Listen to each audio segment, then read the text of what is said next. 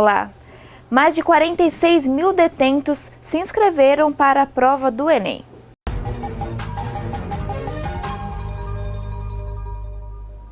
Olá, boa tarde. Estamos de volta com mais uma edição do Governo Agora. O presidente em exercício, Hamilton Mourão, viajou nesta tarde para Lima, capital do Peru, onde tem encontros com autoridades e empresários. Com a viagem de Mourão e com o presidente da Câmara, Rodrigo Maia, também em viagem internacional, o presidente do Senado, Davi Alcolumbre, assumiu a presidência da República. Depois do vice-presidente e dos presidentes da Câmara e do Senado, o próximo na ordem de sucessão do cargo é o presidente do Supremo Tribunal Federal. Hamilton Mourão retorna ao Brasil no dia 25 de outubro. Já o presidente da República, Jair Bolsonaro, que está em visita a países da Ásia e do Oriente Médio, deve retornar no dia 31. E mais cedo, ainda no Brasil, Hamilton Mourão comentou a aprovação da nova Previdência. Uma vitória aí com 60 votos a favor, então aquilo que era o nosso objetivo número 1 para buscar o equilíbrio fiscal, que era a reforma aí do sistema previdenciário, agora vai nos dar uma previsibilidade aí pelos próximos 10 anos em relação a esses gastos. Então agora vamos para os outros objetivos, né? Reforma tributária, administrativa, né? O mundo continua girando. O Ministério do Desenvolvimento Regional reconheceu a situação de emergência no município de São José da Coroa Grande, em Pernambuco, por causa do derramamento de óleo no mar. Hoje, o ministro Gustavo Canuto cumpre agenda em Alagoas e Sergipe, onde avalia a situação e as possibilidades de apoio da Defesa Civil Nacional. Agora, nós mudamos aqui de assunto, vamos falar de educação. Mais de 46 mil detentos e adolescentes sob medida socioeducativa se inscreveram no Exame Nacional do Ensino Médio, o Enem. As provas para esses candidatos serão realizadas nos dias 10 e 11 de dezembro. Os participantes que já terminaram ou vão concluir o ensino médio neste ano poderão utilizar a nota do exame para acesso à educação superior. Já os que não cursam ou que não vão concluir o ensino médio em 2019 só poderão utilizar os resultados do exame para autoavaliação de conhecimentos. O Governo Agora fica por aqui. Nos vemos na próxima edição. Até lá!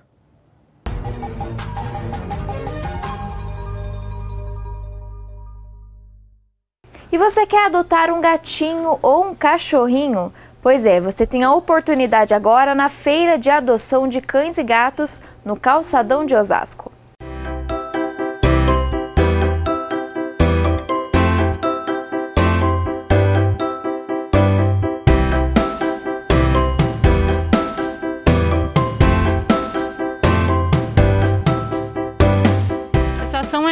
Feira de adoção, né, dos nossos animais do canil. Nós somos da Secretaria do Meio Ambiente, nosso departamento é o Bem-Estar Animal. E eu gostaria de fazer o convite a vocês do nosso município, de outros municípios, para virem até a nossa feira que ocorre mensalmente, né, em cada local. Que vocês venham adotar o pet, na verdade, que o pet venha escolher vocês, né? Pode vir que vocês vão gostar, nós temos de vários portes, né? Temos gatos, temos cachorros e tenho certeza que vocês vão adorar. E saiba agora como fica o tempo com as informações da TV Clima Tempo.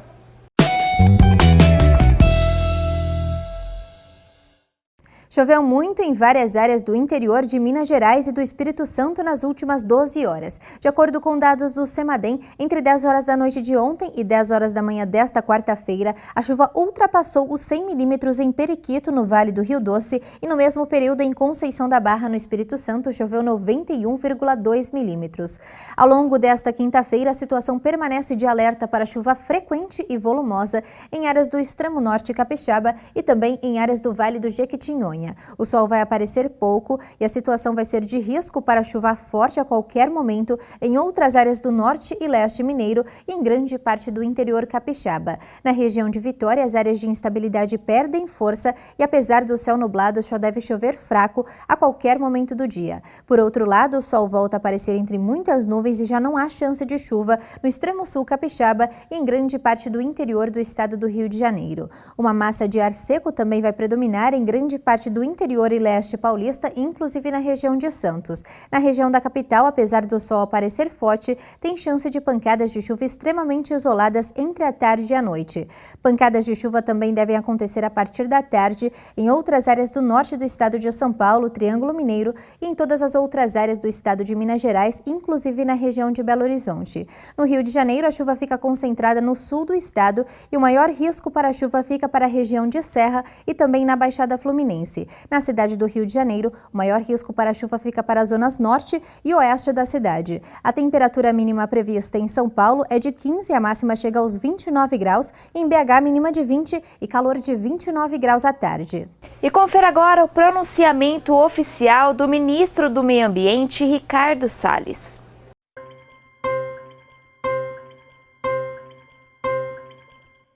Atenção! Abre-se neste momento a Rede Nacional de Rádio e Televisão para o pronunciamento oficial do ministro do Meio Ambiente, Ricardo Salles. Boa noite. O litoral brasileiro tem sofrido com o aparecimento de óleo, que em momentos distintos vem atingindo pontos diferentes nos mais de 2.000 quilômetros da costa, compreendido entre os estados do Maranhão e da Bahia.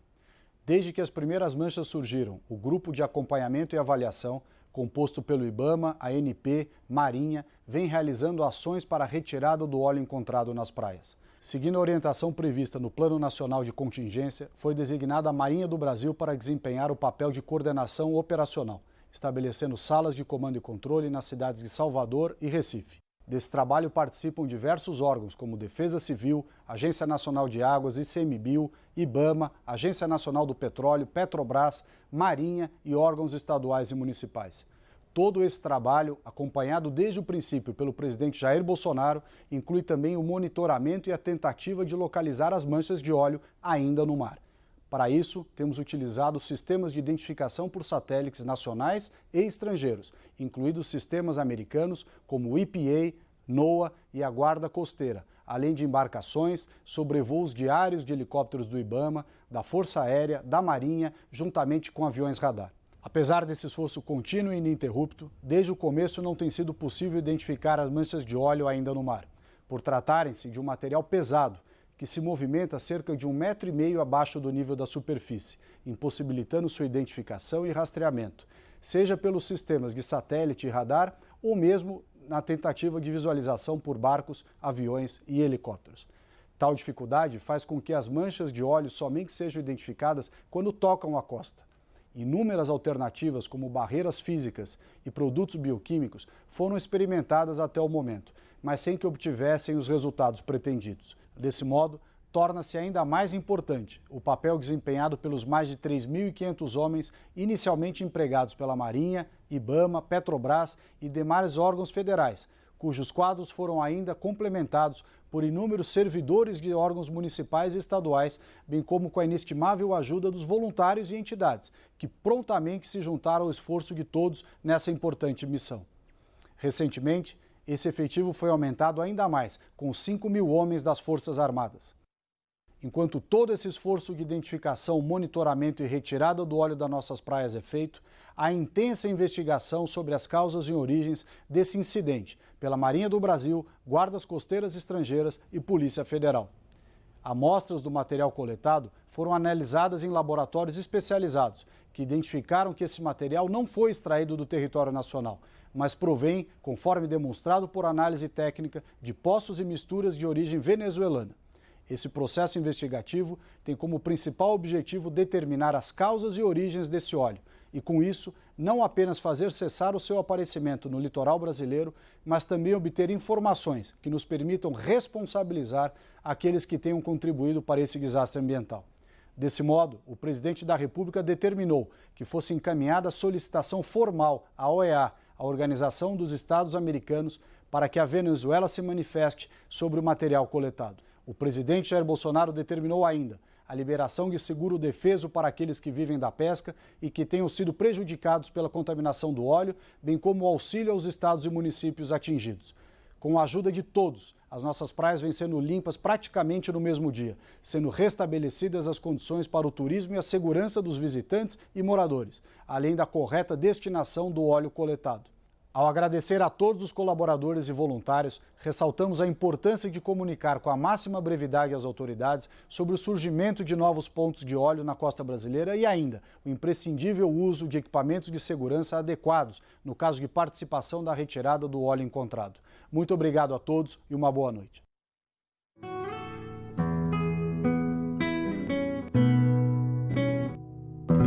Pátria Amada Brasil.